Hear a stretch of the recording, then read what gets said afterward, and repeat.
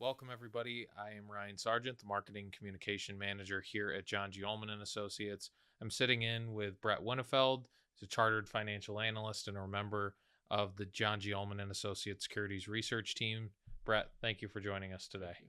And before we jump into today's conversation, I do want to introduce a brief disclaimer.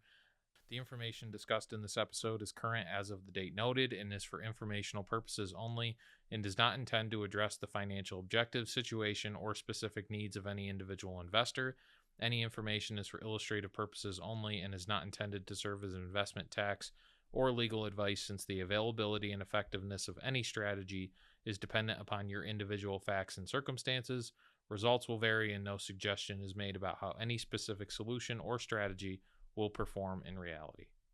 All right, Brett. Well, thanks for joining me today and talking a little bit about the events of last week and in the market, and kind of why you felt this was important and why we should get together and talk about this. So, why don't you tell us a little bit base level about what happened in the market last week and why we're here today? Sure.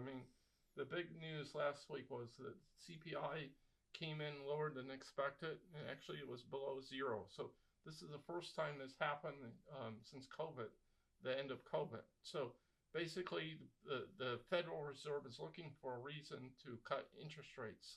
And previously, there was no real indication that there was that inflation was coming down, and it was basically in a range of up about 3%, where the Fed wants to below 2%. And so this is first indication that inflation is actually falling, and it's falling a lot more than what earlier expectations were. And this basically changed the whole environment in the market, making the probability of the Fed lowering rates from like 50-50 to now it's 100% in September, that they will do at least a quarter point, and then possibly 50% chance of a quarter point in November and December. So, and also changed the complexion of the stocks that were leading the market. Previously, the Mag 7 stocks were huge benefits of actions in the market. People are just streaming in them, and since this, people have basically sold these stocks and went into small cap stocks, which are huge since this time. So why did you think that? So if you could explain to our listeners out there why this is so important and why the importance of the changes in CPI and how it affected the market. It was unexpected. The expectation was that we're going to continue on this about 3% inflation rate. And with it dropping, it basically amplified the fact that inflation is not an issue anymore. It's not a problem. And the Fed is actually going to take action, where previously it was like a coin flip whether the Fed would do anything. And so now, other than last night, Trump saying that he didn't want the Fed to cut, pretty much everybody else does, because like younger people can't afford to buy a home because mortgage rates are above 7%.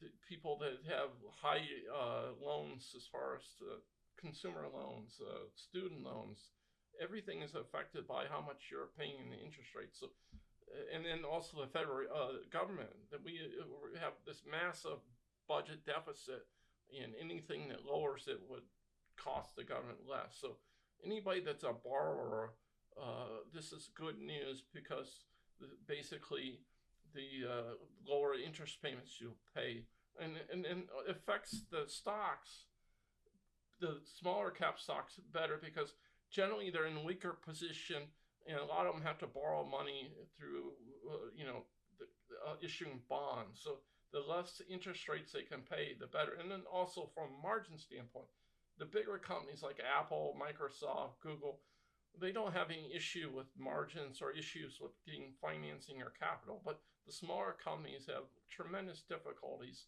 with capital raising, and this gives them benefit from both the margin side and also from the ability to borrow money. So it basically, but the strength of the small caps was, since I've been in this business 26 years, I've never seen it. This is the first time this has ever happened. The small caps move up over 10% in 4 days, and basically the overall market with today's downward action, it's actually down. So it's the first time ever that small caps have beaten large caps by 10% over such a short time frame. So I guess I should have asked this earlier to kind of set the base, but if you could return to it, what is CPI? If anybody out there doesn't know Sure. what I it mean, is. it's the consumer price index. It measures a basket of 8 different items. So those items are food and beverage, housing, apparel, transportation, medical care, recreation, education, and then other goods. Okay. So why do smaller stocks benefit more from lower interest rates than larger ones? We're talking about the benefit that small cap stocks got. Why is that? Why didn't I the mean, larger stocks benefit? well, I mean, the larger companies will benefit, but the extreme action we saw was that, I mean, for the last many years, small caps have underperformed larger caps, and everybody had been positioning in large caps. So the last week's action was amplified by the fact that basically everyone's long one area and nobody's in the small caps. So after this happened, everyone realized, oh my gosh, small caps are going to benefit. They're cheaper, and I want to get rid of some of my gainers. I want to reposition, and basically they sold out of the Mag 7 stocks and other tech and semiconductors, and they moved into some of the small cap indices.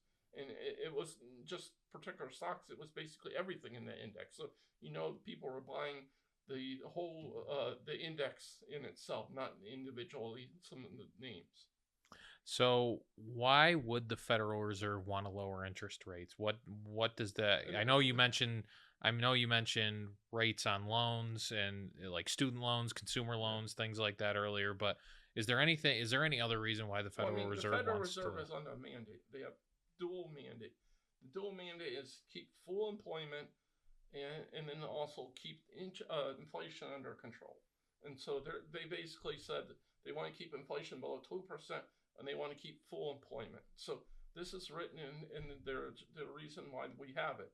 So actually we haven't talked about is employment. The claims have been inching higher. So if they wait until the inflation rate drops below 2%, maybe we're already in a recession. So they're trying to prevent a recession, and at the same time they're trying to maintain full employment, which is very difficult to have both. But the Federal Reserve believes that the retail sales have been slowing, claims have been improving, and there's been actually some weakness in some of the earnings, not the Mag 7 earnings, but a lot of broad-based companies, manufacturing companies. There's a lot of companies that have shown very little growth in earnings. So the Fed wants to get ahead of the situation where suddenly the claims skyrocket and we get in a situation where we're in a massive need of some type of stimulus, and for them to have to cut rates like 50 or 100 points. If they do 25, 50, somewhere on that schedule, they can get ahead of the situation and hopefully prevent something occurring that's much worse. So if you could leave us kind of as we head towards wrapping up here, if you could leave us with one thought or a short synopsis of what can we expect moving forward? What could be some lasting effects of the events that took place last week? What can we look forward to as we've kind of entered Q3 here, and start moving through the months to come here? Well, I mean, I think what you can think about is I mean, it's probably baked in now, the 25 basis points for September, but look at what the Fed governors are talking into the media now and basically saying that, okay, time's ready, we're going to do something here within a few months, not in July, but in September, and look at what their commentary is. And then, if you're still heavy in some of the heavier technology names, maybe you should lighten some of those. And I'm a little leery of putting too much in small caps right at this point, but maybe just repositioning and maybe looking at some fixed income possibility too. Fixed income actually benefits when interest rates go down. So maybe you want to look at some of the quality corporates. in bonds and fixed income. Hey, Brett, thank you for joining me today and going through this very important information for our listeners. And we'll certainly have more conversations down the road.